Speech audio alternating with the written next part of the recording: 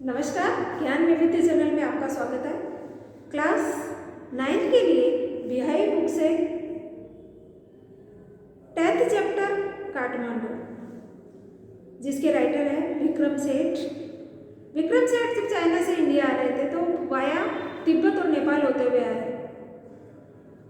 तो जब वो नेपाल पहुंचे तो नेपाल में उन्होंने एक रूम लिया था वहाँ पे सस्ता सा, और जब आराम से कई घंटों तक सो के उठे तो दूसरे दिन उन्होंने फिर वहाँ पे कुछ विजिट की, वहाँ देखने के लिए घूमने फिरने के लिए गए। घूमने फिरने के लिए गए तो वहाँ पर उन्होंने 2 मंदिर को घूमना का निश्चय किया। पहला मंदिर जो काठमांडू का सबसे प्रसिद्ध मंदिर है पशुपतिनाथ, तो पशुपतिनाथ में का जब वो दर्शन करने के लिए वहाँ जाते हैं तो उन्हें वहाँ अजीब तरह का एक कन्फ्यूज़न होता है, क्योंकि वहाँ का वातावरण ही ऐसा होता है कि उनको बड़ा अजीब कन्फ्यूजन हो जाता है वहाँ पे कि ये सब क्या हो रहा है यहाँ पे। तो वहाँ पे देखते हैं वो कि देखो, पहला तो सबसे बड़ा नियम वहाँ पे ये था कि पशुपतिनाथ में सिर्फ हिंदू ही दर्शन कर सकते हैं और कोई नहीं जा सकता वहाँ पे। तो ये नियम उनको बड़ा अजीब कन्फ्यूजन में डालने वाला था। और उसके बाद में उन्होंने देखा कि वहाँ पे पुरोहित जो पंडित है वो घूम रहे हैं, हॉकर्स जो घूम घूम के जो सामान बेचने वाले होते हैं वो गाय और कबूतर, बंदर और डॉग्स जो सारे ग्राउंड में वहाँ पे घूम रहे थे। और मंदिर का वातावरण उनका अजीब लग रहा था, जहाँ लोग दर्शन के लिए लाइन लगा के आगे जा रहे। तो वो ये देख रहे थे कि लोग कैसे एक दूसरे से कोहनी मार के धक्का मुक्की करके आगे जाने की कोशिश करते हैं, और वो जो मंदिर के जो पुरोहित है, पंडित है, उनकी ओर अपना ध्यान आकर्षित करते हैं। तो बड़ा उन्हें ये अजीब लगा, उनको बड़ा अजीब लगा कि ये सब क्या है। उनको अजीब कन्फ्यूजन हो रहा था वहाँ पे उस बात को लेकर। तो इस तरह वो देख रहे थे, इतने में 2 बंदर आपस में लड़ने लग गए, और लड़ते लड़ते एक तो जाके शिवलिंग पे ही गिर गया, और चिल्ला चिल्ला के वो पूरे ग्राउंड में शोर मचा रहे थे, घूम रहे थे, और आखिर नदी में गिरे, क्योंकि नदी जो ठीक पशुपतिनाथ के मंदिर के ठीक नीचे वहाँ बह रही थी। और ये ज़्यादातर देखा गया कि जो बड़े बड़े मंदिर हैं वो किसी न किसी एक पवित्र नदी के पास से भी बनाए गए हैं, और वो नदी भी कहीं न कहीं शास्त्रों के अनुसार वो पवित्र नदी बताई जाती है, उसी पवित्र नदी के पास ही वो मंदिर। तो पशुपतिनाथ का जो मंदिर है वो एक ज्योतिर्लिंग के रूप में भी माना जाता है। लोग इसे एक पवित्र मंदिर के रूप में इसके दर्शन करते हैं, और ज्योतिर्लिंग के रूप में भी करते हैं कि जो हमारे 10 ज्योतिर्लिंग है उनमें से एक है। तो इस तरह वो पशुपतिनाथ के बारे में पूरा वर्णन करते हैं कि कैसे पशुपतिनाथ, अच्छा वो जो नदी थी उस नदी का नाम वहाँ पे बताया गया बागमती नदी। और बागमती नदी के किनारे जब वो देखते हैं कि वो एक छोटी सी वहाँ पे पूजा का एक स्थल और बनाया गया था एक चौकी के रूप में, जहाँ पे आधी निकली हुई मूर्ति, आधी उभरी हुई मूर्ति के बारे में, तो लोगों की वहाँ मान्यता थी कि जिस दिन ये मूर्ति पूरी निकल जाएगी तो उस दिन कलयुग का समाप्त हो जाएगा कलयुग। और लोग जब वहाँ पे जो उस नदी में पुराने जो चढ़ाए हुए जो फूल थे मुरझाए हुए वो ला के डालते थे, और धोबी की औरतें जो धोबन कपड़े धोती थी, बच्चे नहाते थे, और वहीं पे लोग लाशों को ला के जलाते भी थे। जैसा कि मैंने बताया कि पुराने ज़माने में तो शमशान घाट नहीं बनते थे, आजकल तो गाँव में भी शमशान घाट जगह जगह बना दिए जाते हैं, लेकिन ज़्यादातर पहले क्या होता था, नदी के किनारे ही शमशान घाट बनाए जाते थे। तो हाथों हाथ ही लोग वहाँ पे चिता को जला के उसका अस्थि विसर्जन कर लेते हैं और पवित्र नदी में स्नान करके अपने आप को शुद्ध कर लेते थे। इस तरह ये पूरा वर्णन यहाँ का जो है वो विक्रम सेठ ने बताया कि पशुपतिनाथ का मंदिर का जो उन्हें वहाँ पे एक्सपीरियंस हुआ, वो एक्सपीरियंस वो उन्होंने शेयर किया। इसके बाद वो आगे जाते हैं एक बुद्धनाथ स्तूप देखने, उसके बारे में सेकंड पार्ट में हम पढ़ेंगे। अब at the Boudhanath stupa the Buddhist shrine of a Kathmandu, Buddhist shrine of Kathmandu.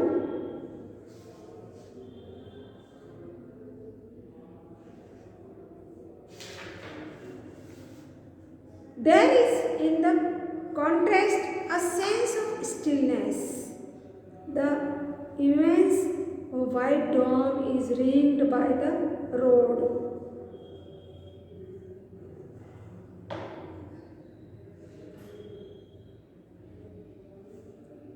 तो वहाँ जब जाते हैं वहाँ एकदम शांति दिखाई देती है, बिल्कुल।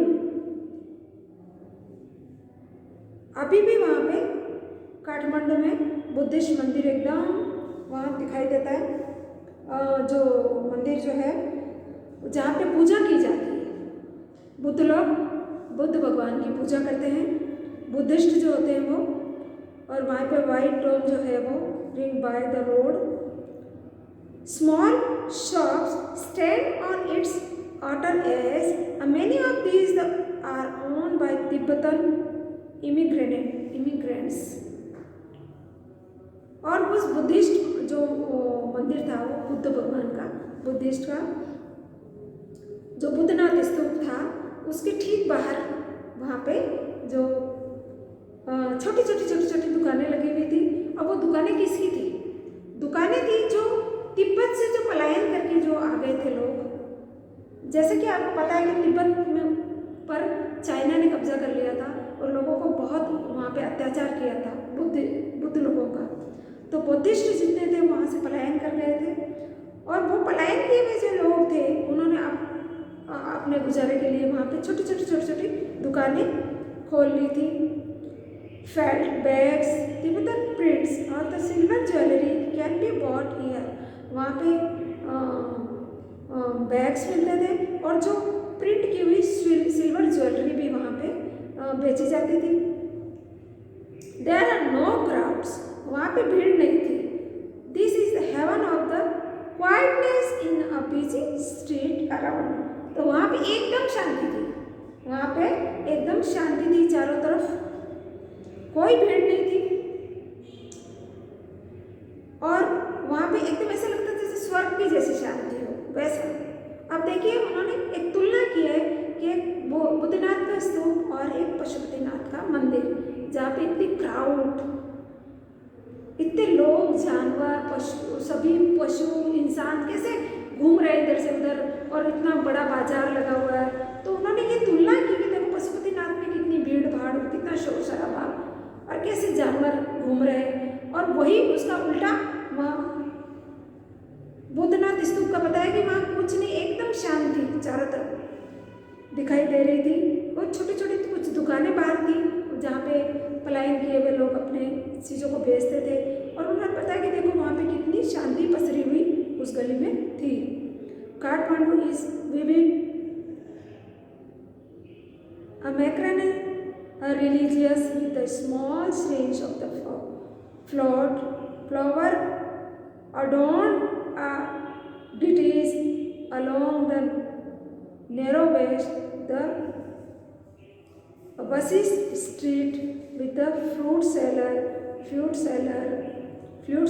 hawkers, postcard shops selling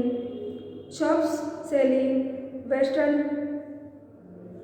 cosmetics, film rolls and chocolates। वहाँ पे विविध प्रकार की चीज़ें बेची जाती थी, चमकीली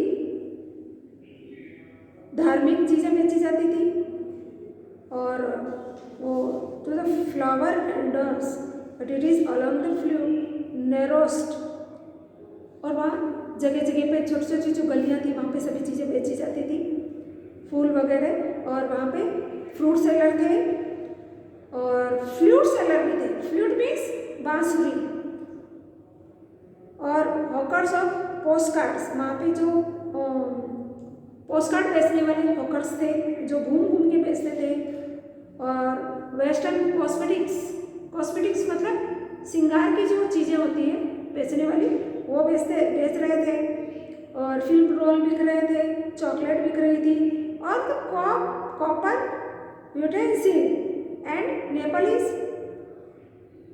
एंटिक्स, कॉपर तांबे तांबे की बनी हुई एक प्राचीन जैसे जो एकदम अद्भुत जो चीज़ें, जो कलाकृति की जो चीज़ें हैं वो भी वहाँ पर बेचते थे, वो बेचे जा रही थी।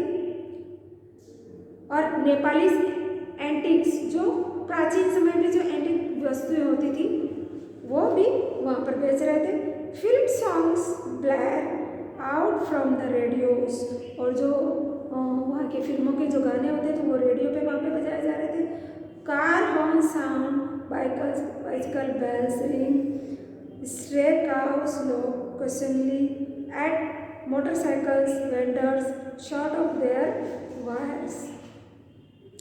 I indulge myself mindlessly by a bar of the marzipan or a corn on the cob, roasted in a coracle brazier on the pavement, rubbed with salt, chili powder and the lemon. और वहाँ पे वो क्या बना, वहाँ बेचे जा रहे थे, हर तरह की चीज़ें बेची जा रही थी। और सड़क के उस पार जैसे देखा जाए तो मोटरसाइकिल की आवाज़ आ रही थी और स्ट्रे काउस की भी, और सभी चीज़ें वहाँ पे भी हो रही थी। और क्या बेची जा रही थी वहाँ पे, वो बादाम को जो ऐसे रोस्टेड करके बादाम जिसपे नमक और नींबू लगाकर और वो चिली पाउडर डालकर वहाँ पे बेचा जा रहा था। A couple of love story comics, और क्या बेच रहे थे, a couple of love story comics, जोड़े जो प्रेमी जोड़े की जो कहानियाँ होती थी उसकी कॉमिक्स बिक रही थी। एंड इवन अ रीडर्स डिगेस्ट, वो भी बेची जा रही थी। All this I wash down with a Coca Cola and a nourishing orange drink and feel much better for it. वो जो कोका कोला मैंने वहाँ पे पिया था और ऑरेंज ड्रिंक पी थी उससे मुझे काफ़ी एकदम रिलीफ फील हुआ था।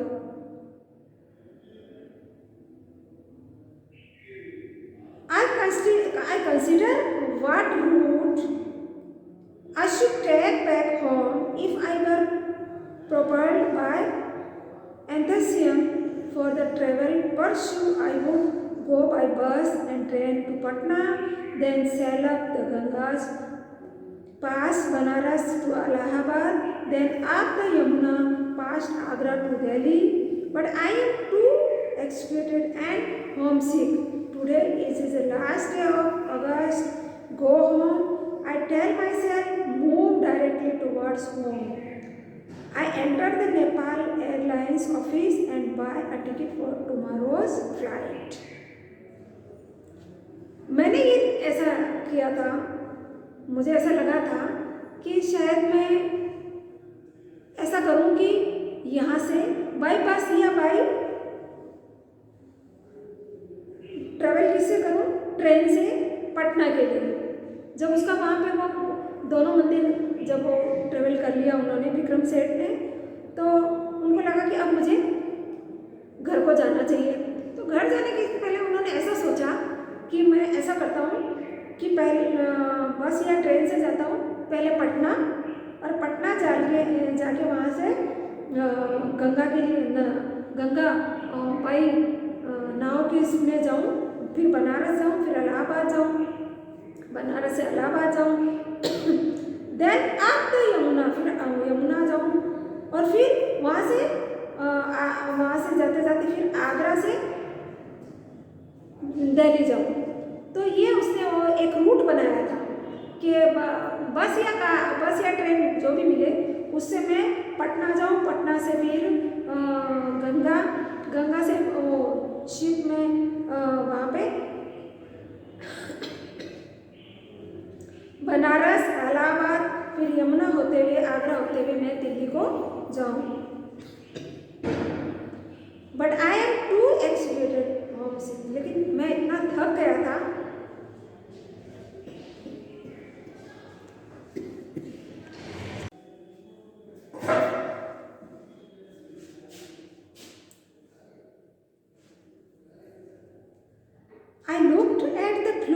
seller standing in a corner of the square near the hotel. In his hand is a pole with an attachment at the top from which 50 or 60 बांसुरीज product in all direction. फिर मैंने क्या देखा, मैंने ये निश्चय कर लिया कि मुझे कैसे जाना है। पहले तो मैंने सोचा कि है ना मैं पटना पहले पटना जाऊंगा बस से या ट्रेन से, फिर पटना से होते हुए गंगा, बनारस, इलाहाबाद, फिर वहाँ से यमुना और फिर आगरा और आगरा से दिल्ली। फिर जब मैं बिल्कुल थक चुका था, अपने आप को ऐसा लग रहा था कि नहीं अब मुझे सीधा घर जाना है, तो फिर मैंने सीधा वहाँ पे गया। वहाँ पे नेपाल एयरलाइंस और सीधे टिकट बना दी दूसरे दिन की फ़्लाइट की। और फिर मैंने देखा कि एक बांसुरी सेलर है, वो नीचे कॉर्नर पे चौराहे पे होटल के पास में ही खड़ा है। कौन? फ्लूट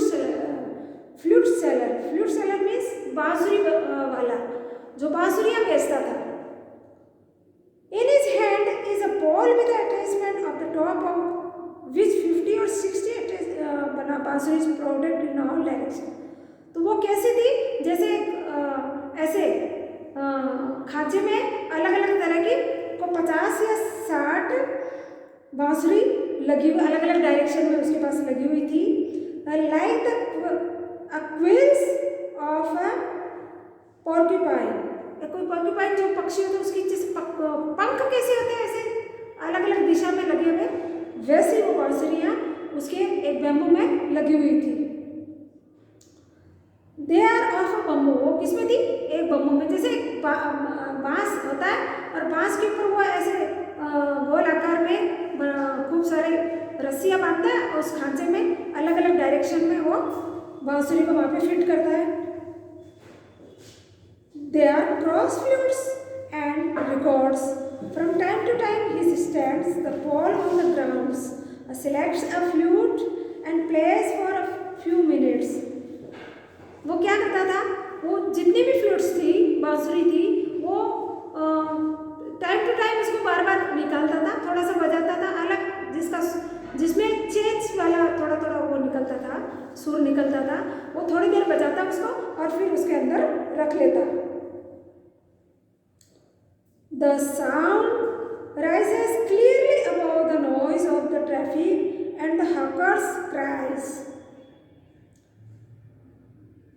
उसकी जो बांसुरी की जो आवाज़ थी वो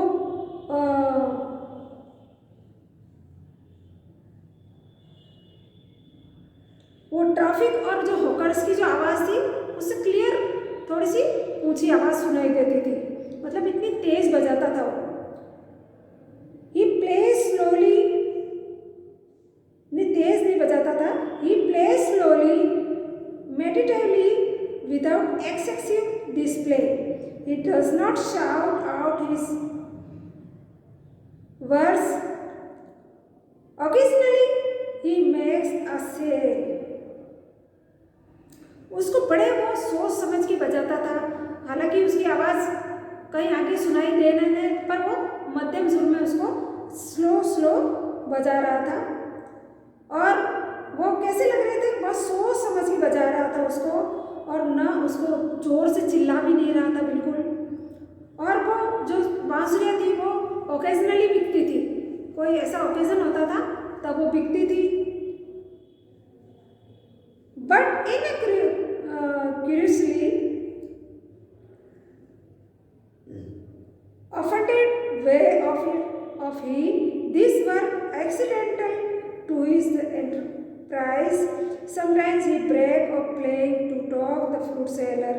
I imagine that this has been the pattern of life for years.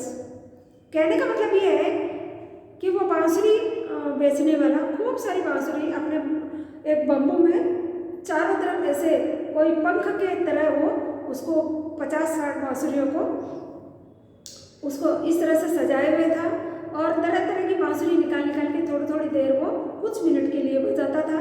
और उसकी जो आवाज़ थी वहाँ के हॉकर्स और उनकी ज़्यादा हो जाती थी, आवाज़ वहाँ की ट्रैफिक की।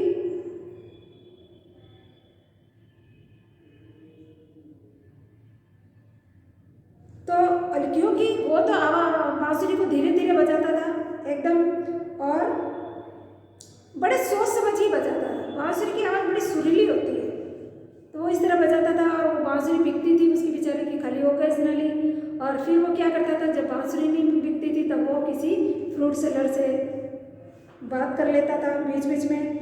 और मुझे ऐसा लगता है, मैं ऐसा सोच रहा था कि है ना, ये उसका एक लाइफ स्टाइल बन गई थी बेचारे की। बांसुरी बिकती थी, बिके या ना बिके, फिर वो बीच बीच में किसी से बातें करता रहता फ्रूट सेलर से। तो ये इसकी एक लाइफ स्टाइल बन गई थी। I find a difficult to tear myself away from the square. Flute music always does this to me. It is at once the most universal and most particular of sound.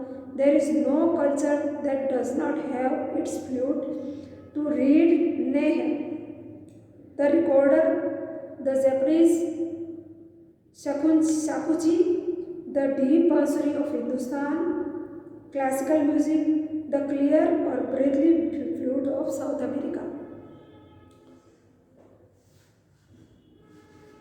Vikram Seth ने बताया कि बांसुरी दुनिया में सब जगह होती है, पर उसका आकार, उसका सुर थोड़ा सा अलग होता है। जैसे रीड ने है, द रिकॉर्डर, और जापान में जैसे शाकुची, और जो हमारे हिंदुस्तान की बांसुरी जो क्लासिकल म्यूजिक होता है, जो डीप बांसुरी होती है, और क्लियर और ब्रेथली फ्लूट्स ऑफ साउथ अमेरिका। तो वो फ्लूट्स तो फ्लूट्स ही है, लेकिन उसको अलग अलग तरह से विभिन्न देशों में बजाया जाता है। थोड़ा सुर देखिए, वो अपने हिसाब से चेंज करते हैं, कैसा सुर निकालना, कैसा नहीं निकालना। पर ये बांसुरी हर जगह बजाई जाती है। The high pitched Chinese flutes each has its specific fingering and compass.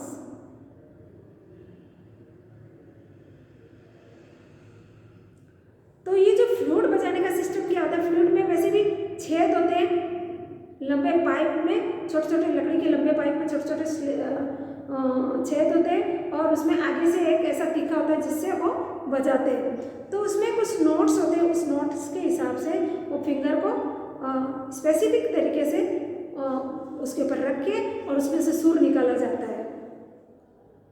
It wears its own associations, yet to hear any flutes it seems me to be drawn into a commonality of all mankind, to be moved by music closes its the phrases and sentence to human voice.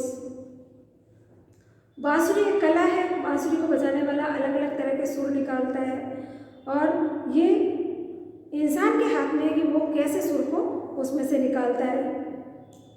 phrases या sentence to the human voice.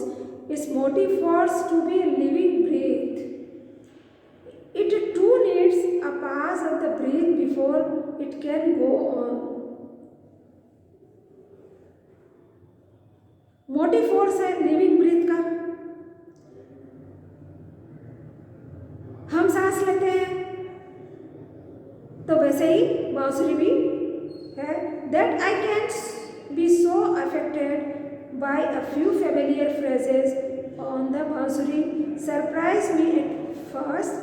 From on the previous occasion that I have returned home after a long absence abroad, I have hardly noticed such details, and certainly have not invested them with the significance I know that. मुझे ऐसे लगता है कि जैसे मैं abroad जाके आया हूँ और अब मैं अपने घर आया हूँ, तो मुझे एक गहरी सांस जैसा मैंने ली है।